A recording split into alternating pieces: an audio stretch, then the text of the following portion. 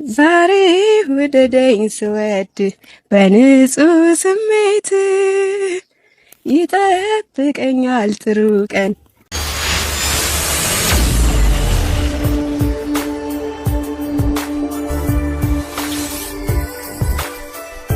ዛሬ እንግዲህ በሁለት ጉዳይ መጥቻለሁ፣ በብሩክና በሀይሚ እንዲሁም በናኒና በሀብትሽ ማለት ነው። እና እንግዲህ ሀብትሽ ዛሬ ማለት ነው ናኒን ጉድ አድርጓታል። ሀይሚን በመሀላቸው አለች። እንግዲህ ናኒን እንደምታውቋት ያው ተማሪ ነችና ትምህርቷን ትታ አዲስ አበባ ሄዳለች። ለምን ሄደች? ሀይሚ ታሻለች። ምን እያረግሽ ነው? ዛሬ ናኒ እንግዲህ ሀብትሽና ሀይሚ ጉድ አድርገዋታል ማለት ነው። እና ሲቀጥል ብሩክና ሀይሚ ደግሞ በሚገርም ቪዲዮ መጥተዋል ማለት ነው። ዛሬ ሀይሚ ሰርፕራይዝ ሆናለች። ወደ ድሯቸው ተመልሰዋል። አበባ ተሰጥታለች፣ ቀይ አበባ ተሰጥታለች፣ እንዲሁም ቸኮሌት ተሰጥታለች። የው አበባውን ከመስጠቷ በፊት ትንሽ ብሩክን አንገራግረዋለች ማለት ነው። እና ያን ስታረግም እሷም ተቀጣለች ማለት ነው። ሰላም ቤተሰብ እንዴት ናችኋለሁ?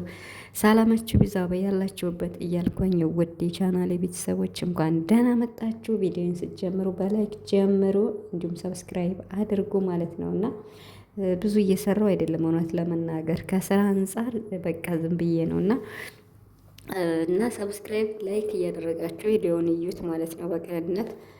እንግዲህ ዛሬ ቡራ ብዙ ነገር ብሏል። 230 ሺህ ስለገባም አመስግኗል። በጣም በጣም የጨረቃ ቤተሰቦች ትለያላችሁ በጣም ማለት ነው። እና ሀይሚንም ወደ 200 ሺህ አስገቧት፣ 10 ሺህ ነው የቀራት ብሏል ማለት ነው። ትንሽ ነው የቀራት፣ ሰርፕራይዝ አላት። ሀይሚን ብላለች 200 ሺህ ስገቢ ሰርፕራይዝ አለሽ የሚሉኝ ሰዎች ብዙ አሉ ብላለች። ደስ ይላል። ትንሽ ነው የቀራ። ስለዚህ ቤተሰብ አድርጓም ማለት ነው። ቡራ እንግዲህ ስለ ሰርጉም ስለ ሁሉም ነገር ሀይሚንም እንግዲህ ትንሽ አስጨንቂያታለሁ፣ እሱንም ይቅርታ ለማለት አበባና ቸኮሌት ይዤላት መጥቻለሁ ብሏል። እንግዲህ ሀይሚም ተቀብላለች፣ ዘፍናለታለች። መጀመሪያ አልቀበልም ብላ ነበር። ከዛ ተቀጣ፣ ቅጣቷን ተቀጣ፣ ዘፈን ዘፍና አበባውና ቸኮሌቱን ተሰጥታለች ማለት ነው። ቡራም እንግዲህ ልጆችህን ጠይቅ፣ እናት ሚስትን ተንከባከብ፣ የልጆችህን እናት ተንከባከብ ተብሏል ማለት ነው። እና ኮመንት ብታዩ ማለት ነው የበሬን ነው የምላቸው። እኔ ራሱ አነባለሁ እና ልጆችን ረሳቸው፣ 4 ልጆች ለምን አትጠይቅም? ኧረ ተው ተከበር፣ አንተ ሰውዬ ተከበር። በሳቅ ነው አንዳንድ ኮመንት ዘና ነው የሚያደርጋችሁ። እና አያችሁ ያነባል ቡራ ራሱ። እና እንግዲህ እሱንም አስመልክቶ ልጆችን ረስቻለሁ ብሎ ዛሬ ሲጠይቅ የምን አባህ ልጅ ነው? አባታቸውን ቀይር ያለው አላለችም ቅመሟ።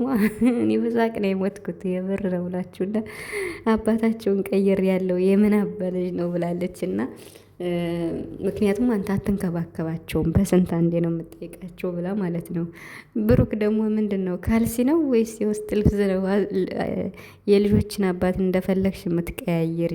ስለዚህ ይጣራል ብለዋል ማለት ነው። እና ሀይሚ እንግዲህ ማስጠንቀቂያ ነው የሰጣቸው። ካልተንከባከብካቸው ልጆቹ የት ገቡ የት ወጡ ካላልክ እኔ ልጆች እናት ነኝ፣ ይርበኛል፣ ይጠማኛል፣ ይቸግረኛል፣ ብዙ ነገር ያስፈልገኛል። ስለዚህ እንክብካቤ ከሌለ ልጅም ሚስትም አለ ብለህ እንዳትጠይቅ ተብሎ የመጨረሻ ማስጠንቀቂያ ነው የተሰጠውና በሳምንት ቸኮሌትም ያስፈልጋቸዋል ብላለች ማለት ነው ሀይሚና። እኔ ዛሬ በሳቅ ነው የሞትኩት። እንግዲህ የትናንትናውንም አስመልክቶ ብሩክ ያው ዘና አድርጋኛለች፣ አስጨንቃኛለች።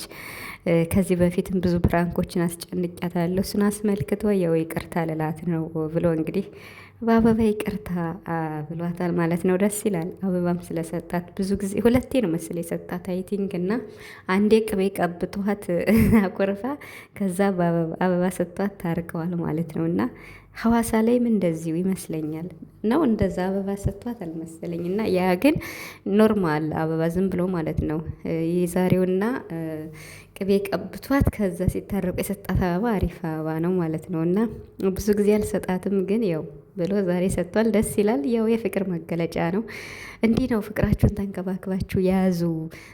ስራም ስትሰሩ በቃ ልክ የሌለበት ስራ ስሩ። መስራት ግዴታ ነው ለማደግ። ካልሰራችሁ አታድጉም፣ አትንቀሳቀሱም።